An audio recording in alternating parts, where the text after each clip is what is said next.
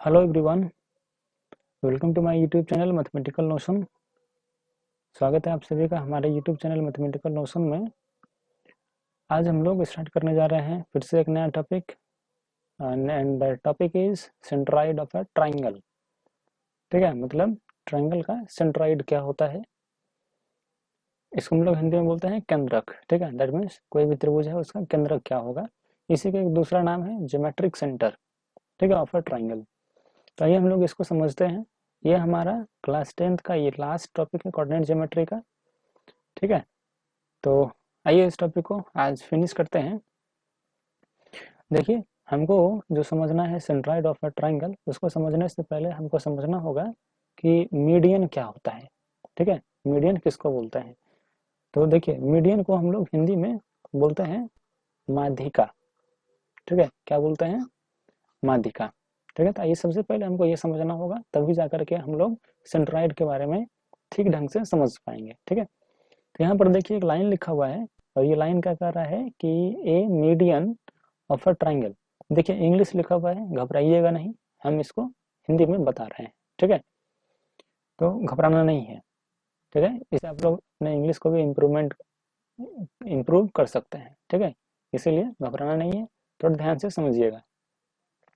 क्या कर रहा है कि ए मीडियन ऑफ अ ट्राइंगल। ठीक है, मतलब किसी भी त्रिभुज की जो मीडियन होंगी, जो माध्यिकाएं होंगी, इज अ लाइन सेगमेंट। वो क्या होंगी, एक लाइन सेगमेंट होंगी, मतलब एक रेखा खंड होंगी। ठीक है, सेगमेंट का मतलब क्या होता है, खंड। तो बेसिकली क्या कर रहा है कि कोई भी ट्रायंगल है उसका जो मीडियन होगा वो एक रेखा खंड है, मतलब रेखा का एक टुकड़ा है जो क्या करता है, ज्वाइनिंग दी वर्टेक्स। ठीक है, ज्वाइनिंग अ वर्टेक्स मतलब उसके एक वर्टेक्स को, मतलब एक शीर्ष को ज्वाइन करता है किससे, to the mid point of the opposite side. ठीक है, of that triangle. Mid point का मतलब क्या होता है, मध्य बिंदु। ठीक है, मिड पॉइंट का मतलब होता है मध्य बिंदु। वो क्या करता है कि ये जो मीडियन है वो एक लाइन सेगमेंट है जो किसी भी त्रिभुज के अपोजिट साइड्स को, ठीक है, उसके अपोजिट साइड्स के मिड पॉइंट को, ठीक है, मतलब उसके मध्य बिंदु को उसके एक शीर्ष से जोड़ता है। ठीक है, ये बात आपको समझ में आ रही है। अगर नहीं समझ में आ रही है तो इसको एक एग्जाम्पल से समझते हैं। ठीक है, जैसे मान लिया जाए कि हमारे पास कोई ट्राइंगल है। ठीक है, सपोज दैट हमारे पास ये एक ट्राइंगल है। ठीक है, इसका हम लोग नाम रख देते हैं। सपोज दैट ये है पी क्यू, ये है आर। ठीक है, तो ये ट्राइंगल है पी क्यू आर।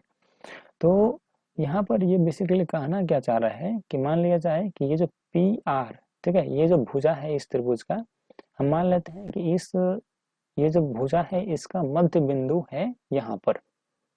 ठीक है, मतलब इसका मिड पॉइंट है। ठीक है, मतलब मध्य बिंदु। समझ पा रहे हैं आप लोग, वही यहाँ पर देखिए शब्द लिखा हुआ था, मिड पॉइंट। ठीक है, मतलब मध्य बिंदु। कहने का मतलब है ये जो बिंदु है यहाँ से अगर हम इसका नाम रख दें, ठीक है, सपोज दैट ये बिंदु ई है, तो इस बिंदु ई से पी की दूरी जितनी होगी उतनी ही दूरी, ठीक है, ई से आर तक की होगी। तभी तो हम लोग बोलेंगे कि इसका मध्य बिंदु है। ठीक है, तो यहाँ पर जो क्या लिखा हुआ है कि किसी भी त्रिभुज का जो भुजा है उसका जो मध्य बिंदु है, ठीक है, उसको क्या कर लें, हम उसके अपोजिट साइड का जो वर्टेक्स है त्रिभुज का उससे अगर मिला दें। ठीक है, मतलब कि ये वाला,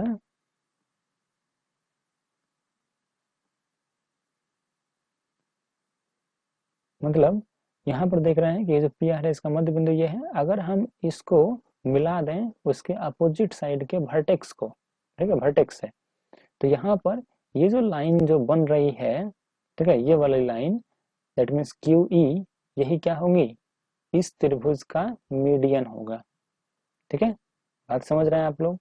ठीक उसी तरह से अगर बाय चांस ये जो हमारे पास इस त्रिभुज की जो भुजा है पी क्यू, इसका अगर मध्य बिंदु हमको पता लग जाए, ये सपोज दैट यहाँ है इसका मध्य बिंदु, दैट मीन्स इसका अगर कुछ नाम रख दें, सपोज दैट ये डी है, तो डी से पी के बीच की दूरी जितनी होगी उतनी ही दूरी डी से क्यू के बीच की होगी।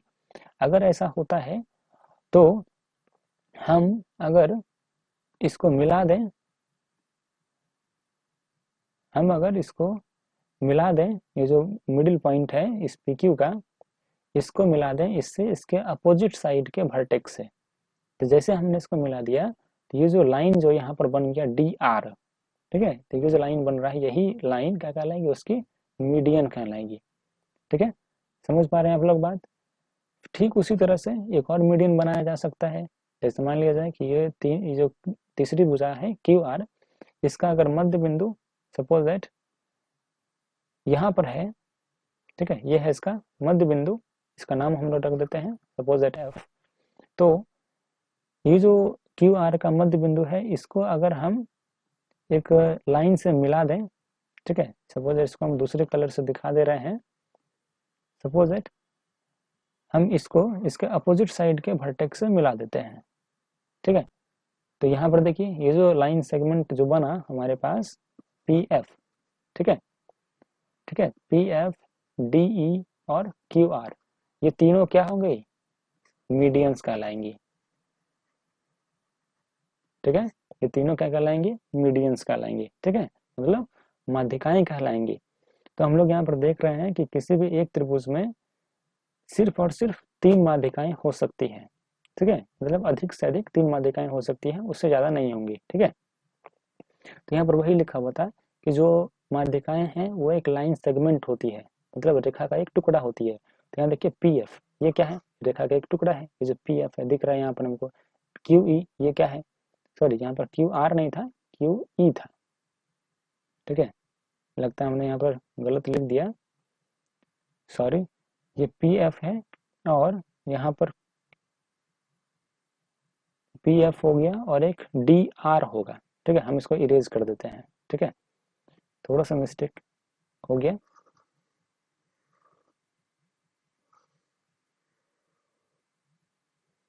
फिर से हम लिख दे रहे हैं, यहाँ पर जो पहली मीडियन थी वो थी पी एफ, दूसरी थी डी आर और तीसरी है क्यू ई। ठीक है, ये तीनों क्या होंगे, मीडियन कहलाएंगे। ठीक है, अब देखिए यहाँ पर एक बात समझ में आ रही है कि ये जो जब हमने इस तीनों मीडियन को ड्रॉ किया तो ये तीनों मीडियन जो है एक बिंदु पर आकर के मिल गई। ठीक है, और वो बिंदु है ये वाला। ठीक है, ये तीनों मीडियन क्या कर गई, एक बिंदु पर आकर के मिल गई। तो इसी बिंदु को हम लोग बोलते हैं सेंट्राइड। ठीक है, इसी बिंदु को बोलते हैं सेंट्राइड ऑफ जो ट्रायंगल बन रहा है पी क्यू आर, इसका सेंट्राइड कहलाएगा। ठीक है, और हम लोग सेंट्राइड को हिंदी में बोलते हैं केंद्रक। ठीक है, बात समझ में आया आप लोगों को। हमको अगर ये सेंट्राइड समझना था उसके लिए मीडियन को समझना जरूरी था, क्योंकि जो सेंट्राइड जो यहाँ पर बनता है वो क्या होता है, उसके त्रिभुज के जो तीनों मीडियंस हैं उसका इंटरसेक्शन पॉइंट होता है। मतलब वो तीनों वो जो बिंदु हैं वो तीनों जो मीडियन है उसके क्रॉस करने से बनता है। ठीक है, यहाँ तक बात समझ में आया। तो आइए उसका हम लोग एक एग्जैक्ट डेफिनेशन देख लें। ठीक है, मतलब एग्जैक्ट परिभाषा देख लें। वहां पर देखिए जो बात अभी हमने आपको बताया वही बात यहाँ पर भी लिखी हुई है कि the centroid of a triangle is the intersection. ठीक है, देखिए यहाँ पर एक शब्द यूज हो रहा है इंटरसेक्शन। ठीक है, of the 3 medians of the triangle, मतलब किसी भी त्रिभुज का जो सेंट्राइड होगा, जो केंद्रक होगा, वो उस त्रिभुज के तीनों मीडियंस का इंटरसेक्शन होगा।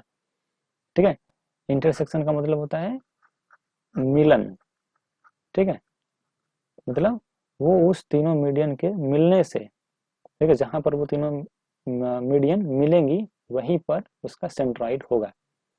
ठीक है, इसका देखिए सेंट्राइड का अलग अलग नाम है। ठीक है, जैसे एक नाम है, दूसरा नाम है geometric centre of the triangle. तो कोई भी आदमी अगर आपको ज्योमेट्रिक सेंटर के बारे में बोलता है तो आपको समझ जाना है कि वो सेंट्राइड के बारे में बात कर रहा है। अब देखिए इसी का एक दूसरा नाम है, वो है सेंटर ऑफ ग्रेविटी। ठीक है, जिसको हम लोग हिंदी में बोलते हैं गुरुत्वाकर्षण, गुरुत्वाकर्षण का केंद्र। ठीक है, ये बेसिकली ये जो नाम है ये फिजिक्स में यूज होता है। ठीक है, लेकिन ये है वही चीज़ जो सेंट्रॉइड के बारे में बात कर रहे थे यहाँ पर, वो वही चीज़ वहाँ पर भी होता है। तो इसको हम लोग बोल सकते हैं कि इसका दूसरा नाम एक ज्योमेट्रिक सेंटर और एक सेंटर ऑफ ग्रेविटी है। ठीक है, तो आइए इसको देखिए, इसका हम लोग रियल लाइफ एग्जांपल देखते हैं। ठीक है, मतलब ये जो सेंट्रॉइड है ये हमारे लाइफ में कहाँ कहाँ दिखती है या कहाँ कहाँ इसकी ज़रूरत पड़ती है। जैसे आप एक एग्जांपल इस तरह से समझ सकते हैं, जैसे ये बाई चांस ये एक ट्राइंगल है। ठीक है, सपोज इट ये थोड़ा सा हार्ड पेज अगर मान लें, उससे ये ट्राइंगल ये बन रहा है। ठीक है, और आप जो है ये चाहते हैं कि उसको हम एक धागे के सहारे से लटकाएं। ठीक है, और इस तरह से लटकाना है कि वो जो ट्राइंगल है वो बैलेंस रहे। ठीक है, बैलेंस होने का मतलब क्या है, ना ही वो इस साइड झुका हुआ रहना चाहिए, ना ही इस साइड झुका हुआ रहना चाहिए, ना ही इस साइड झुका हुआ रहना चाहिए। ठीक है, मतलब वो एक बैलेंस्ड वे में रखा जाना चाहिए। ठीक है, तो अगर आप मान लिया जाए कि आप उसमें अगर धागा अगर बांधते हैं, तो उसमें अगर धागा उसके सेंट्राइड से अगर थोड़ा सा भी इधर उधर अगर बंधा, तो वो ट्रायंगल किसी दूसरे साइड में वो झुक जाएगा। ठीक है, लेकिन वहीं पर अगर आप उस ट्रायंगल के सेंट्राइड से वो अगर धागे को अगर बांध देते हैं, तो वो एक बैलेंस्ड तरीके से स्थिर हो जाएगा। ठीक है, मतलब वो किसी भी साइड में झुकेगा नहीं। ठीक है, ठीक उसी तरह से दूसरा एग्जांपल यहाँ भी आप लोग देख सकते हैं। जैसे सपोज ये एक पेंसिल है, तो हम चाहते हैं कि जो मेरा ये जो ट्रायंगल है वो इस पेंसिल पर जब हम इस ट्रायंगल को रखें तो वो बैलेंस हो जाए, मतलब वो किसी दूसरे साइड में झुके ना। ठीक है, तो बिल्कुल वो सीधे उस पर रखी हुई रह जाए। तो उसके लिए भी मुझे क्या करना होगा, ये जो पेंसिल का जो ये इसको बोल सकते हैं, इस पेंसिल का जो नीव है उसको क्या कहाँ पर उसका जो पोजीशन होगा वो कहाँ पर हमको रखना पड़ेगा, इस ट्रायंगल का सेंट्राइड पर। ठीक है, मान लिया जाए कि ये इस ट्रायंगल का सेंट्राइड है, वहां पर अगर हम इसको इस पेंसिल के अगर नीव को अगर उस पोजीशन पर अगर रखें, तो ये ट्रायंगल किसी भी साइड से झुकेगा नहीं। ठीक है, वो बिल्कुल ही बैलेंस रहेगा। ठीक है, तो ये जो है सेंट्राइड का डेली लाइफ एग्जाम्पल था। ठीक है, तो आइए अब हम लोग एक जो सेंट्राइड है उसका एक प्रॉपर्टी के बारे में समझते हैं। ठीक है, कि उसकी एक खास बात होती है, और वो खास बात क्या है, आइए उसको जरा समझ लेते हैं। देखिए, जैसे मान लिया जाए कि हमारे पास ये एक ट्रायंगल है। ठीक है, और हमने अभी पढ़ा कि किसी भी ट्रायंगल में क्या होंगी, 3 मीडियंस हो सकती है। ठीक है, तो सपोज दैट हम यहाँ पर इसका 3 मीडियन बना लेते हैं। सपोज दैट ये पहला मीडियन है। ठीक है, ये दूसरा मीडियन है, और ये तीसरा मीडियन है। ठीक है, अभी हमने क्या कहा आपसे कि जो मीडियन होते हैं वो क्या करते हैं, उसका काम क्या होता है कि वो किसी भी त्रिभुज के जो है कोई भी एक भुजा उसका जो मध्य बिंदु है उसको किससे मिलाती है, उसके अपोजिट साइड मतलब उसके विपरीत साइड के जो वर्टिसेस हैं उसको उससे मिला देती है। ठीक है, तो वो रेखाखंड बन जाता है मीडियन। तो यहाँ पर जो सेंट्राइड था इसका एक प्रॉपर्टी कहता है, यहाँ देखिए लिखा हुआ है कि इट डिवाइड्स। ठीक है, मतलब ये विभाजित करती है द मीडियन, जो मीडियन होता है जो माध्यिका होती है उसको इन द रेशियो 2:1। मतलब ये जो माध्यिकाएं होती हैं उसको ये सेंट्राइड 2:1 में विभाजित करता है। ठीक है, अब बात रह गया कि ये 2 की साइड होगा, 1 की साइड होगा। तो यहाँ पर ध्यान रखना है कि ये जो जहां पर ये सेंट्राइड बना, ठीक है, और उस सेंट्राइड से जो वर्टेक्स है, ठीक है, उस सेंट्राइड से जो वर्टेक्स जिस साइड है, ठीक है, वो साइड होगा बड़ा, दैट मीन्स वो 2 होगा। और जो दूसरी साइड जो बच जाती है उस सेंट्राइड का दूसरी साइड जो मीडियन का हिस्सा जो बच जाता है वो 1 यूनिट का होगा। ठीक है, ठीक उसी तरह से इस मीडियन को देखिए ध्यान से, ये जो यहाँ पर ये मीडियन है, सपोज हम इसका नाम रख देते हैं, सपोज दैट ये ट्रायंगल है PQR और ये मीडियन है, इसका हम लोग नाम रख देते हैं इस तरह से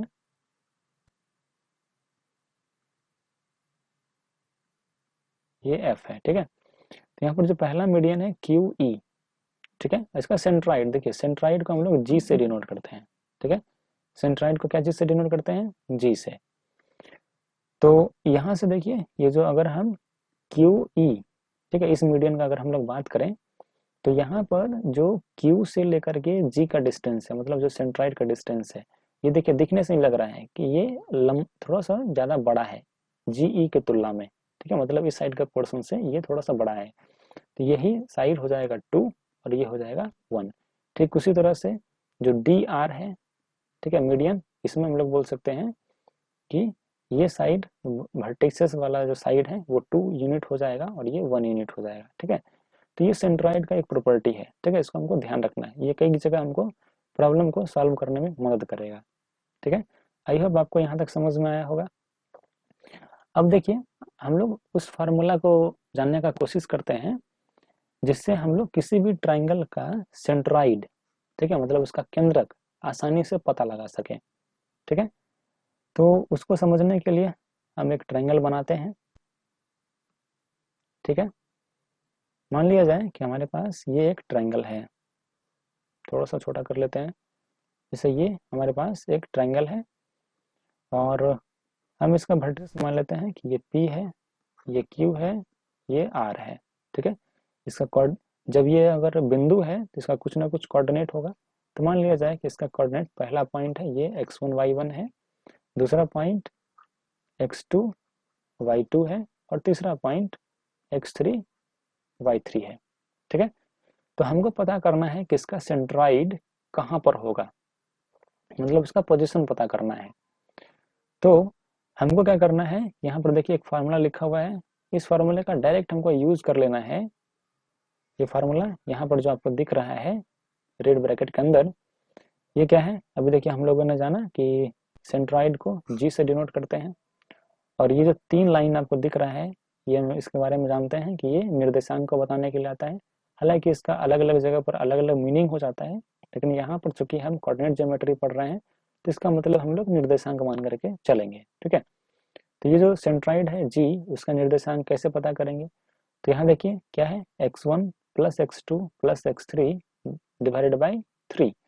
और यहाँ देखिए x1 x2 x3 क्या है, यहाँ पर ये जो ट्राइंगल है, ये तीनों का ट्राइंगल जिस तीनों पॉइंट से बन रहा है उस तीनों का x कोऑर्डिनेट है, ठीक है। मतलब पहला बिंदु का x कोऑर्डिनेट क्या है, x1, दूसरा का क्या है x कोऑर्डिनेट x2, तीसरा का x कोऑर्डिनेट क्या है x3।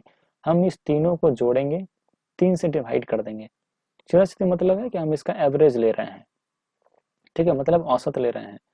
अगर आप लोग औसत के बारे में जानते होंगे तो शायद आपको ये बात समझ में आ रही होगी कि औसत कैसे निकालते हैं। जब भी हम लोग को किसी भी चीज़ का औसत निकालना होता है तो जैसे हमारे पास सपोज कोई 2 चीज़ दी हुई है, ठीक है, 2 नंबर से दिया हुआ, सपोज 2 है और 3 है, हमको बोला गया कि आप इसका औसत निकाल करके बताइए। तो हम क्या करते हैं कि उस दोनों नंबर को जोड़ते हैं और इसका जितना संख्या होता है उससे डिवाइड कर देते हैं। यहाँ पर 2 नंबर्स हैं तो 2 से डिवाइड कर देंगे, ठीक है, तो ये उसका औसत होता है, ठीक है।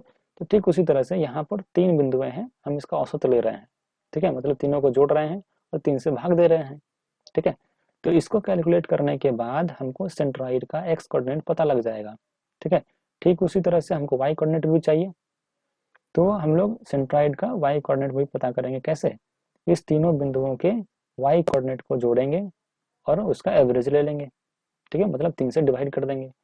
तब जा करके इसको कैलकुलेट करने के बाद जो रिजल्ट आएगा हमारे पास, जो कोऑर्डिनेट पता लगेगा, वही कोऑर्डिनेट उस त्रिभुज का सेंट्रॉइड कहलाएगा, मतलब उसका जी कहलाएगा, ठीक है। तो आइए हम एक एग्जांपल देखते हैं। तो यहाँ देखिए एग्जांपल में क्या कर रहा है, कहता है कि find the centroid of a triangle whose vertices are 2,6, 4,9 and 6,15। मतलब कि आप जो है, आपको करना क्या है कि फाइंड करना है, ठीक है, मतलब पता लगाना है, ठीक है। फाइंड का मतलब पता लगाना, तो आपको पता लगाना है सेंट्रॉइड के बारे में, ठीक है, मतलब केंद्रक के बारे में ऑफ अ ट्राइंगल। उस त्रिभुज का सेंट्रॉइड के बारे में आपको पता लगाना है हुज, ठीक है, मतलब जिसका, ठीक है, जिसका या जिसकी जैसा भी बोले, तो जिसका जो शीर्ष है, ठीक है, वर्टिसेस है, ठीक है, जिसका शीर्ष क्या है 2,6, 4,9 और 6,15। तो हमारे पास उस त्रिभुज का शीर्ष दे रहा है, ये तीनों शीर्ष हैं उसके, तो उससे मिलने वाले जो ट्रायंगल बन रही है उसका सेंट्राइड हमको पता करना है। ठीक है, तो इट्स वेरी इजी, बहुत ही आसान है। हमको क्या करना है कि इस तीनों पॉइंट्स के एक्स कोऑर्डिनेट को जोड़ना है, उसका एवरेज ले लेना है, फिर वाई कोऑर्डिनेट को जोड़ना है, एवरेज ले लेना है, उसको एक ऑर्डर्ड पेयर के फॉर्मेट में लिखेंगे, वही उसका जो सेंट्राइड होगा उसका कोऑर्डिनेट दे देगा। ठीक है, सिंपल सी बात है। आइए इसको समझते हैं। इसको समझने से पहले इसको एक डायग्राम में कन्वर्ट करते हैं ताकि ये हमको आसानी से समझ में आ जाए। यहाँ पर 3 बिंदु दी हुई है, हम इसको मान लेते हैं। सपोज दैट ये ए है, ये बी है, ये सी है। इसका कोऑर्डिनेट 2,6 दे रहा है, इसका कोऑर्डिनेट 4,9 है और इसका कोऑर्डिनेट सपोज दैट 6,15 है। तो हमको इस त्रिभुज का सेंट्राइड के बारे में पता करना है, मतलब मान लेते हैं कि यहाँ पर कहीं होगा सेंट्राइड, तो हमको इसी का पोजीशन पता करना है। ठीक है, हम मान लेते हैं इसको, इसका जो सेंट्राइड का नाम है वो है जी, तो हमको इसका कोऑर्डिनेट पता करना है। ठीक है, तो आइए देखिए कैसे करेंगे। तभी हमने इसका फार्मूला देखा था, क्या था, जी, इसका कोऑर्डिनेट हमको मिल रहा था कैसे, तीनों पॉइंट का एक्स कोऑर्डिनेट को का एवरेज ले रहे थे। ठीक है, फिर कॉमा उसका वाई कोऑर्डिनेट का भी एवरेज ले रहे थे। ठीक है, हमने कहा कि आप जब इसको कैलकुलेट करेंगे तो आपको उस त्रिभुज का सेंट्राइड मिल जाएगा। ठीक है, आइए इसको कैलकुलेट करके देखते हैं। यहाँ पर देखिए x1, x2, x3 का वैल्यू कितना है। यहाँ से पहला पॉइंट है, आप देखिए इसमें से किसी को भी फर्स्ट, सेकंड और थर्ड मान सकते हैं। ठीक है, यहाँ पर निर्भर करेगा, लेकिन आंसर सेम आएगा। ठीक है, तो देखिए यहाँ पर जो पहला पॉइंट ए है, इसका जो एक्स कोऑर्डिनेट है वो कितना है 2, फिर बी पॉइंट में एक्स कोऑर्डिनेट कितना है 4, फिर सी पॉइंट का एक्स कोऑर्डिनेट कितना है 6। हम क्या करेंगे, इस तीनों को जोड़ देंगे। तो आइए इसको जोड़ लेते हैं, कितना है 2 + 4 + 6 डिवाइडेड बाय 3, फिर कॉमा, अब तीनों का वाई कोऑर्डिनेट जोड़ लीजिए, यहाँ से 6, 9 और 15, 6 + 9 + 15 डिवाइडेड बाय 3। तो अब देखिए यहाँ से क्या हो गया, कैलकुलेट कीजिए, 4 2 6, 6 6 12 हो गया डिवाइडेड बाय 3, फिर यहाँ से हो गया ये 6 और 9 15 और ये 15, तो ये हो गया 30 डिवाइडेड बाय 3। तो ये जब ये इसको आप लोग डिवाइड कीजिएगा तो इट बिकम्स 4,10। ठीक है, तो यहाँ पर देखिए हमने क्या करा कि इस सेंट्राइड का कोऑर्डिनेट हमने निकाल लिया, ये कितना होगा 4,10 होगा। ठीक है, यही हमारा आंसर हो गया। ठीक है, तो बहुत ही आसान है कि हमारे पास अगर त्रिभुज का तीनों वर्टिसेस दिया हुआ रहता है तो तीनों का एक्स कोऑर्डिनेट का एवरेज लेंगे, वाई कोऑर्डिनेट का एवरेज लेंगे। ठीक है, और इसको सॉल्व करेंगे तो हमको सेंट्राइड का यानी उस त्रिभुज का सेंट्राइड का निर्देशांक, उसका कोऑर्डिनेट हमको पता लग जाएगा। ठीक है, तो ये बहुत ही ईजी था। आप लोग एक क्वेश्चन को ट्राई कीजिएगा। ठीक है, देखिए आप लोग कोशिश करके कि आप लोग इसको बना पाते हैं कि नहीं बना पाते हैं। तो इस टॉपिक से और भी अलग टाइप से प्रॉब्लम पूछी जा सकती है। ठीक है, तो जब हम लोग इस टॉपिक से, चूंकि ये क्लास 10th का जो कोऑर्डिनेट ज्योमेट्री है उसका आखिरी टॉपिक था, तो आज हम लोगों ने इसको फिनिश किया। ठीक है, तो अब हम लोग इसका क्वेश्चन सीरीज स्टार्ट करेंगे। ठीक है, तो क्वेश्चन सीरीज जब हम लोग स्टार्ट करेंगे तो उसमें हम लोग देखेंगे कि किस किस टाइप के प्रॉब्लम्स सेंट्राइड से रिलेटेड पूछे जा सकते हैं। ठीक है, उसको एक एक करके चुन चुन कर उसको टैकल करेंगे ताकि हम लोग अपने बोर्ड्स एग्जाम में अच्छे नंबर्स गेन कर सकें। ठीक है, तो फिलहाल के लिए इस लेक्चर में इतना ही रखते हैं। आप लोग इस क्वेश्चन को ट्राई कीजिएगा। क्वेश्चन क्या कर रहा है समझा देते हैं आपको। कहता है find the centroid of a triangle whose vertices are 5,9, 2,8 and 4,4। मतलब इस तीनों वर्टिसेस से मिलकर बनने वाले जो त्रिभुज होंगी आपको उसका सेंट्राइड निकालना है। ठीक है, इसको एक बार ट्राई कीजिएगा। तो इस लेक्चर में बस इतना ही, मिलते हैं आपसे अगले लेक्चर में, तब तक के लिए बाय।